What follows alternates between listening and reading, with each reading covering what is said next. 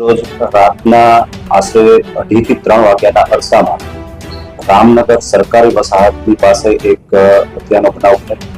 જે ઘટનાની જાણ થતા નાંદેડ પોલીસ તેમજ ઝોન 5 વિસ્તારના અલગ અલગ પોલીસ સ્ટેશનની ટીમો સાથે અધિકારીઓ સ્થળ પર પહોંચી ગયા.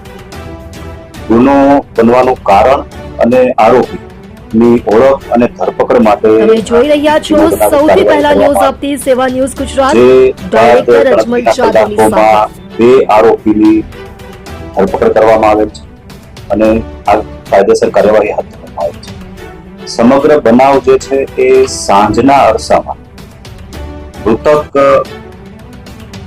અમર પંજવાણી અને આરોપી સિગરેટ પીવા માટે ભેગા થયેલા. જે દરમિયાન બંને વચ્ચે ગાળાગાળી થયેલ અને ઝઘડો થયેલ, જેનું મનદુખ રાખી આ ઘટનાનો મુખ્ય આરોપી જે કાયદાના સંઘર્ષમાં આવેલ કિશોર છે, તેણે રાત્રે ઘરે જઈ અને પોતાની સાથે ચપ્પુ રાખી.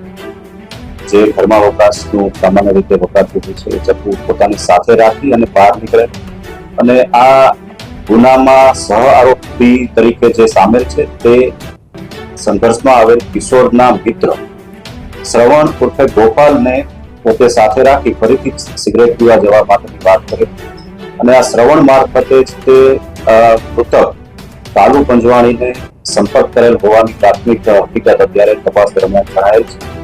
તેને બોલાવી ત્રણેય લોકો બાઇક પર રવાના થયા અને આ દરમિયાન જ બાઇક ચલાવવા બાબતમાં અને સિગરેટ પીવા બાબતમાં ફરીથી બંને વચ્ચે બોલાચાલી થઈ, ઝઘડો થયો અને ઝઘડાના પરિણામે જે ઘટના સ્થળ છે ત્યાં આરોપી દ્વારા પોતાની સાથે લાવેલ ચપ્પુનો એક ઘા મૃતકને મારી દેવામાં આવ્યો, જે બાદ તેની મૃત્યુ નિપજેલું છે.